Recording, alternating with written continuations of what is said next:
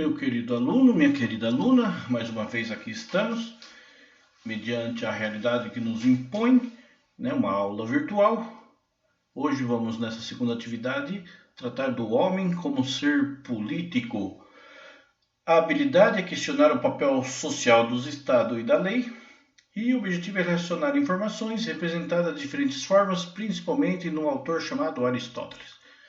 Vamos ver então o homem como ser político em dois autores gregos, Platão e Aristóteles. E por que nos vamos nos debruçar sobre esses autores? Porque a nossa forma política hoje, a democracia no Brasil, a República Brasileira, ela vem toda a concepção política da Grécia Antiga.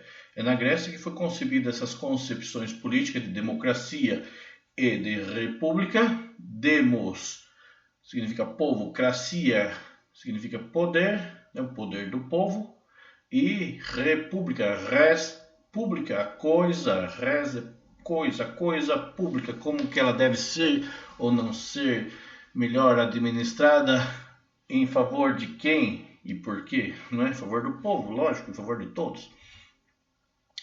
Comecemos por Platão.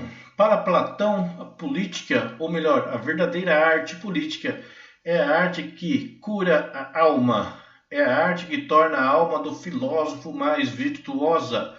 É somente quando o filósofo torna-se político ou vice-versa é que há a possibilidade de construir um Estado fundado sobre os valores supremos da justiça e do bem. Para entendermos aqui o que Platão quis dizer, vale a pena recordarmos os sofistas. Se os senhores bem se recordam, sofistas eram um grupo de pensadores, de filósofos, que eram mestres na arte da retórica. A retórica é a arte de falar em público, e eles eram muito ricos na sua profissão. Na época de Platão, de Aristóteles, que são contemporâneos, Platão foi o mestre, o professor de Aristóteles. A política se dava de maneira direta, o voto era de maneira direta e se dava em praça pública, na Grécia, em Atenas, num lugar chamado Ágora. Nessa praça, nesse local, na Ágora, reuniam-se em torno de uns 20% da cidade, em torno de 2.000 homens. Somente o homem tinha direito político na Grécia Antiga. O homem livre, maior de idade e homem livre, maior de idade e senhor, que não tinha direito, mulher, escravo, estrangeiro e menor de idade. Então somente o homem livre, maior de idade e ateniense. Essa palavra me escapava, perdão. Então, imaginemos que eu, detentor de um determinado terreno lá na cidade de Valência que se encontra na Espanha, uma cidade belíssima, vale muito a pena visitá-la depois de passar essa pandemia. Por que cito Valência? Porque Valência, tem eu não sei como dizer, um local onde se reúnem para discutir, chamado Tribunal das Águas, porque Valência é o lugar da Espanha onde se produz arroz, e arroz, para sua produção, necessita muita água. Então, antigamente, reuniam-se figuras nobres da cidade, o prefeito, o monarca, o bispo, o juiz e assim por diante, para discutir a quem iria e em que quantidade a água, porque a água é um bem inalienável e é um bem preciosíssimo, que nós muitas vezes não nos damos conta aqui no Brasil, porque a água torrencialmente parece, por todo quando há essas chuvas torrenciais, vemos que há água, inundações, e o brasileiro está acostumado a lavar carro com mangueirinha, coisas que na Espanha é proibido, ou em países da Europa. Eu que também tive o grande privilégio de morar em Roma há muitas fontes, e quando lá morei, todas fechadas. Morei lá em finais de 2008, início de 2009, as fontes de Roma fechadas porque não há água. né? Mas voltemos aqui ao exemplo. Imaginemos que na Grécia Antiga existisse esse tribunal de água e eu, detentor de um determinado terreno que necessitava de água, contrataria um sofista. Os principais sofistas eram Górgias e Protágoras, nomes estupendos para os futuros filhos dos senhores, futuros.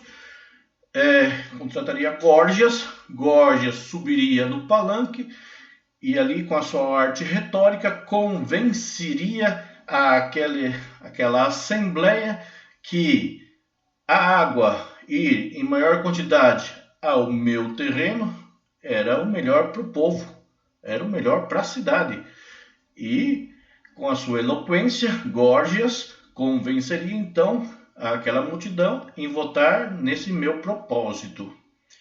Agora imaginemos que na semana seguinte o Joãozinho, que também tem um terreno, necessita também de água, ele pagaria ao mesmo Górgias para discursar na ágora, e Górgias, de maneira sublime, também convenceria então naquela ocasião aquele povo, aquela assembleia, que o melhor era para a cidade que a água fosse levada ao terreno do Joãozinho. Então, você que é inteligente já pôde perceber que há várias formas hoje em dia de profissões que usam dessas práticas, mas aqui o que eu vou salientar é que essa prática de Górgias, o que deixa-nos claro? Deixa claro que a verdade para os sofistas ela é relativa, né? A verdade não é nem minha nem sua, depende do ponto de vista. E eu poderia, se estivesse em sala de aula, convencer-te de que isso parece ser verdade. Você iria dizer, é verdade, né? A sua verdade, o que você acha certo, necessariamente é o que o seu vizinho acha certo? E você claramente dirá, não. Então, o mal, o que é mal para você, ou o que é bom para você, necessariamente é bom ou mal para o seu vizinho? E você, achando que isso é um argumento muito lógico, dirá, não, claro que não. O que é bom para mim pode não ser bom para o meu vizinho, e o que é bom para o meu vizinho pode não ser bom para mim. Isso é certo até um determinado ponto, porque isso é uma relativização das coisas, não é? Sofremos hoje numa ditadura do relativismo, segundo um autor chamado Joseph Ratzinger, né? Por quê? Porque se tudo é relativo, imagine onde vamos viver. Então, se o que é bom para mim, o que importa sou eu. Se o que importa, o bom, é o que eu acho, o que eu quero, o que eu imagino, então o resto do mundo que se exploda, não é? Então não pode ser assim. E essa é uma das críticas que faz Platão aos sofistas. Por isso que ele fala, a verdadeira política deveria ser feita pelo filósofo. Primeiro porque o filósofo não pensa no bem de si, mas pensaria no bem da cidade. O exemplo é esse. Imaginemos o prefeito dessa cidade. O prefeito está bem. Necessariamente a cidade está bem? Não. Mas ele está bem. E o que é bem para ele, né? Relativo. Agora, imaginemos que a cidade está bem. Infraestrutura, transporte, moradia, saneamento, tudo. A cidade está bem. O prefeito que mora nessa cidade pode ser que esteja também bem, não é? Então, Platão defendia o bem da cidade, o bem como um todo, e não o bem particular, entenderam? Então, para Platão, a verdade ela não é relativa. A verdade é algo mais. A verdade é algo que está acima do parecer da minha verdade individual. Aquilo que pareceu lógico pelo exemplo que eu dei, de eu estou bem e o outro não está bem, o que é bom para mim não é bom para o outro, para Platão isso não existe. O que existe é a verdade ou o bem da cidade. Se todos estão bem, aí eu faço parte desse todo e eu estarei bem. E não a verdade relativa como queriam os sofistas. O problema aqui em Platão, não o problema, mas Platão, ele não ganharia nenhum debate na ágora.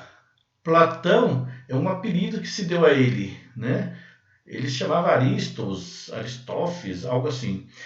Platão significa homem de ombros largos, ou seja, Platão, ademais de baixinho, era gordo e era feio e era gago, não é? Então imagine Platão na Ágora querendo defender uma ideia relativa à verdade, por mais bela que fosse, né? Não ganharia nunca. Começaria falando justiça até que terminasse uma frase, o povo riria e Platão seria, né, achincalhado, porque, né, ninguém daria atenção a esse autor. Mas o que Platão fazia muito bem e aproveitou desse seu dom era escrever. E como não havia autores, não havia plágio, Platão sabiamente colocou na boca de uma personagem, de Sócrates, tudo aquilo que ele queria que fosse propagado como verdadeiro. Por que Sócrates? Porque Sócrates foi considerado pelo oráculo de Delfos como o homem mais sábio da Grécia. Então, se você queria ter alguma sapiência de algum assunto, procurava Sócrates. Então, Platão sabiamente fez-se desse artifício. A chamada academia, né, as universidades, até houve uma época que questionou se de fato existiu o homem Sócrates ou não, ou se foi somente uma invenção de Platão para fazer esse artifício que os coloquei. Hoje sabe-se que de fato existiu Sócrates, personagem histórico existiu, mas nem tudo que se põe na boca de Sócrates foi ele que de fato falou. Foi Platão, por meio dele, para querer, pois, né, atacar os sofistas e defender a verdade filosófica. Então, para Platão, a verdadeira arte política é o governo para o bem da cidade, governar para o bem de todos. E porque o filósofo seria o mais virtuoso para essa tarefa? Porque o filósofo não precisa de muita coisa para viver. Uma casinha pequena, 2 ou 3 mantas, um prato de sopa e livros, para ele estava suficiente. Ele pensaria no bem do todo e não no bem próprio. Há uma frase socrática que diz que Sócrates, diante do mercado, olhou tudo aquilo e falou: nossa, olha quantas coisas da qual eu não preciso. E hoje em dia nós cremos muitas vezes que é o contrário, né? Vamos enchendo-nos de coisas e seremos mais felizes e teremos mais garantias. Mera ilusão que, se chegarmos ao 3º ano com saúde e paz, será um dos temas das aulas sobre hedonismo, ok? Na concepção platônica, os governantes do Estado, ou seja, os filósofos, devem amar a cidade mais que os outros, tendo em vista zelar e cumprir sua missão, em especial os de conhecer e contemplar o bem, e o bem aí com maiúscula. A sabedoria é a virtude do governante, este que é convocado para fazer valer a justiça e assim possa construir um Estado perfeito e ideal. Como eu vos falei, o Estado perfeito para Platão é o Estado onde a cidade como um todo está bem e não um cidadão meramente em relação ao outro, né? Vejamos agora Aristóteles. Aristóteles, como vos disse, era discípulo de Platão. Para Aristóteles, a cidade faz parte das coisas naturais e o homem pertence à cidade. É, por natureza, um animal político. Nessa perspectiva, o indivíduo se estabelece em função do Estado e não o Estado em função do indivíduo. Vamos tentar esclarecer um pouco mais sobre Aristóteles. A física aristotélica diz: todas as coisas têm uma finalidade, né? E essa finalidade é aquilo que torna o objeto, digamos assim, concebível. Não sei como explicar. Por exemplo, aqui temos um copo, como vocês podem ver. Pai, meu herói, foi Miguel, meu filho, que me deu, Dia dos Pais. E essa caneca, esse copo, ela tem uma finalidade em si. Ela tem uma finalidade enquanto ela serve para algo. A finalidade do copo é levar um certo líquido à boca. Obrigado. Então, qual que é a finalidade? Por exemplo, qual é a finalidade da semente? A finalidade da semente é tornar-se uma árvore. Qual é a finalidade do embrião? A finalidade do embrião é tornar-se um ser humano desenvolvido. Qual é a finalidade do homem? Aristóteles fala, a finalidade do homem é a vida em sociedade. O homem existe para viver em sociedade. Então, para Aristóteles, o social precede o individual. O social, a vida social vem antes da vida individual. Então, para Aristóteles, eu só sou enquanto ser social. Então, não prevalece o que eu quero, o que eu acho, em detrimento da sociedade, do outro. É o contrário. Eu tenho que restringir o meu achar, o meu crer e o meu agir em relação ao querer, agir e pensar da sociedade na qual eu participo. Então, isso é um pouco diferente da visão que hoje nos é passada, né? Eu sou um indivíduo, detentor de um poder, detentor de uma sabedoria, e tenho que impô-la muitas vezes aos outros, porque a única forma que vale a pena é a minha forma de pensar. Isso para Aristóteles e para uma pessoa racional é um absurdo, não é? A gente, pode conceber, por exemplo, eu tenho uma determinada forma de pensar politicamente, mas ela é a única válida? Não. Ela é a única? Também não. Porque eu penso assim e não penso daquela outra forma? Quizás, talvez, porque eu tenho determinado conhecimento e determinada cultura e nasci numa determinada família, tenho uma determinada perspectiva da vida, mas que não é única. Se eu tivesse talvez nascido naquele outro ambiente, tendo sido influenciado por uma outra visão de mundo, talvez minha visão política seria diferente. Então, debates muito acalorados entre se a esquerda ou se a direita está correta, né, depende do ponto de vista, sim, e temos que ver que muitas vezes ou os dois estão certos ou os dois estão errados, mas que sempre há uma parte de beleza e de certeza e de verdade nessa visão, como também pode havê-lo nessa.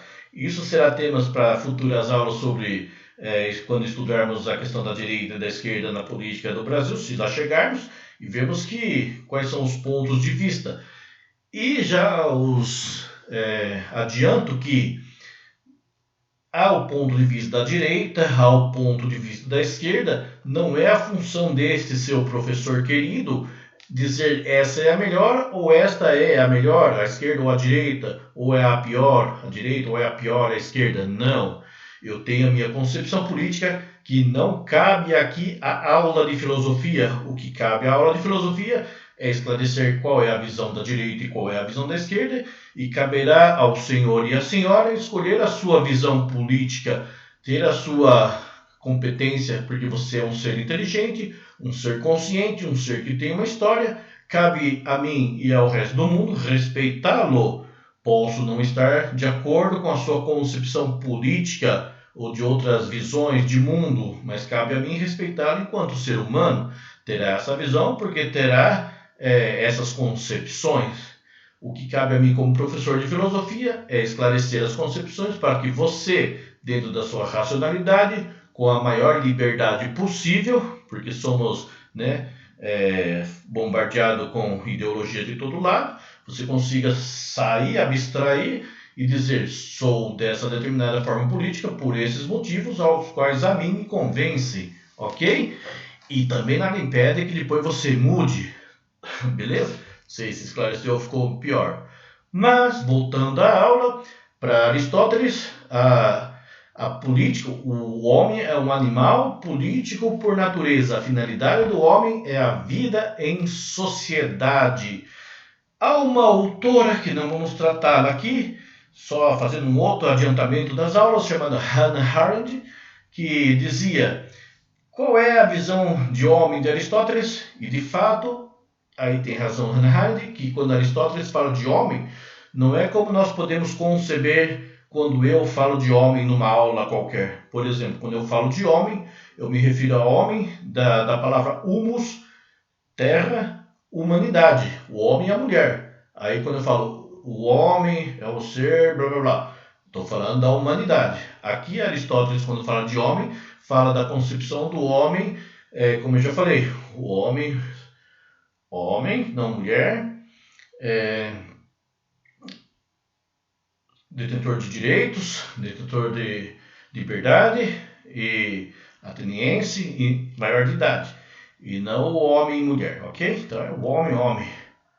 Pode-se notar claramente o paradigma que permeava a Grécia Antiga no que concerne o conceito de homem como cidadão, que deveria ser dirigido para o Estado.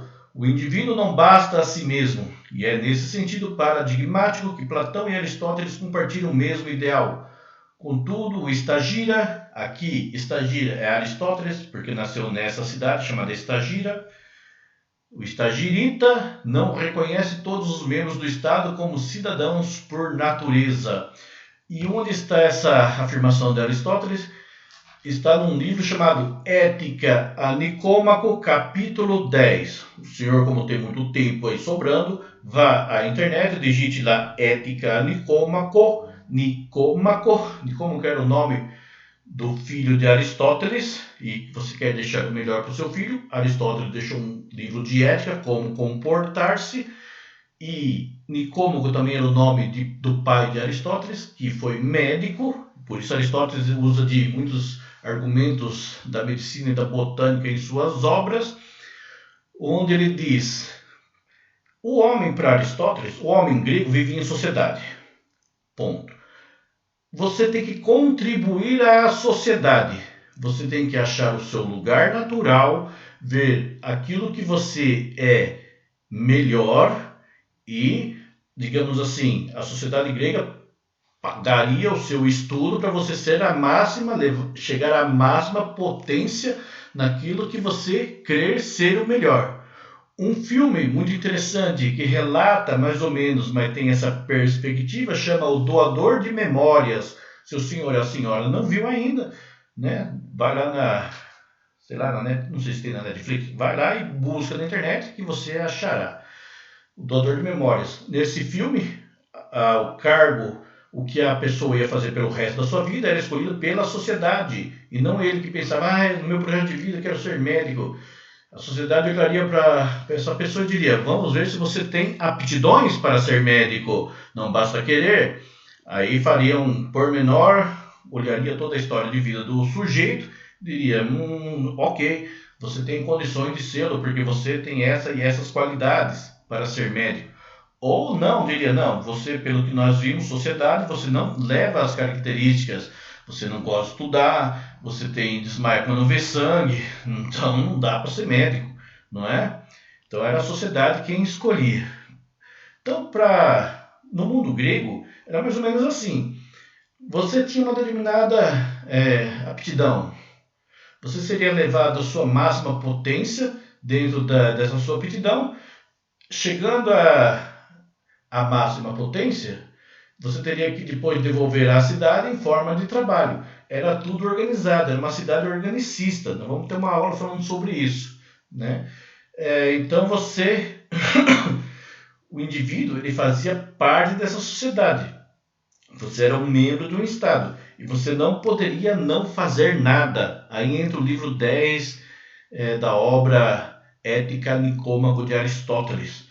Nesse livro, nesse capítulo, dessa obra, Aristóteles propõe a escravatura, porque ele diz: se alguém que não quer trabalhar ou não tem capacidade para fazê-lo, então que seja governado por outro. Porque o que não se pode é ter alguém vagando aí pela cidade sem nada contribuir e usufruindo daquilo que a sociedade está produzindo. Ele tem que contribuir de alguma forma. Se ele não consegue, se ele não sabe como fazer, então tem que ter alguém pensante que mande nele para que ele faça o que deve ser feito. Ok? Ficou mais ou menos claro? Então aqui está a concepção de que Aristóteles diz: nem todo mundo é igual. Há pessoas que não pensam. Né? No mundo grego não pensa que todo mundo então tem o mesmo direito, todo mundo igual. Não. Tem quem está em cima, que tem quem está embaixo. Tem quem manda, tem quem é mandado. Tem quem sabe pensar por si, tem quem não sabe pensar, tem que ser levado a fazer algo na cidade. tá?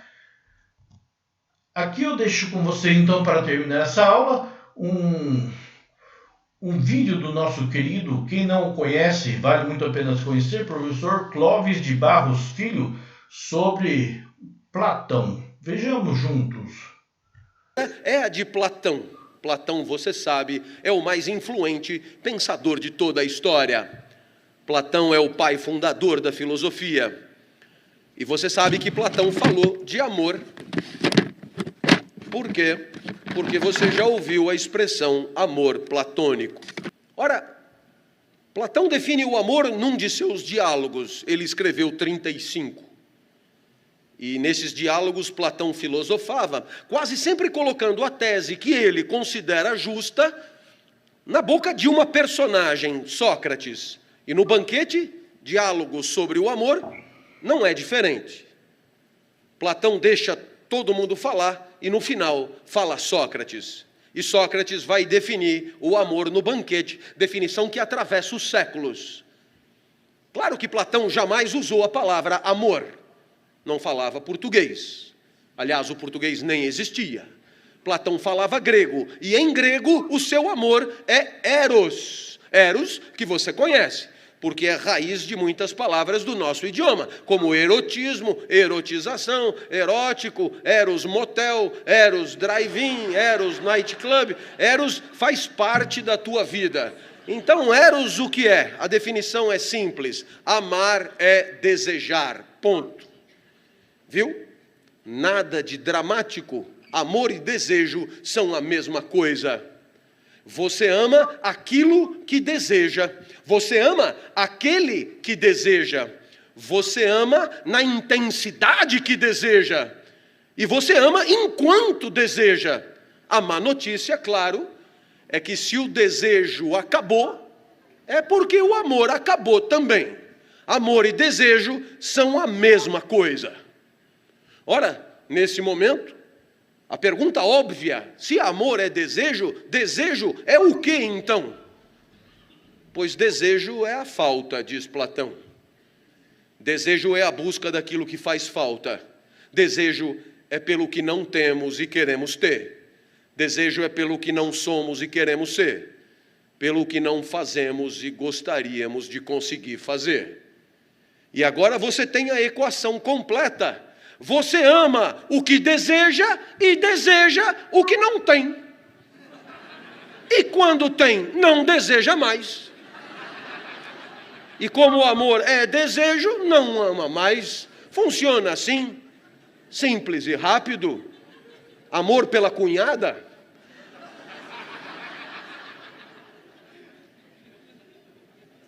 E é claro que dentro deste olhar platônico, o único homem do Brasil a não amar Juliana Paz é seu marido.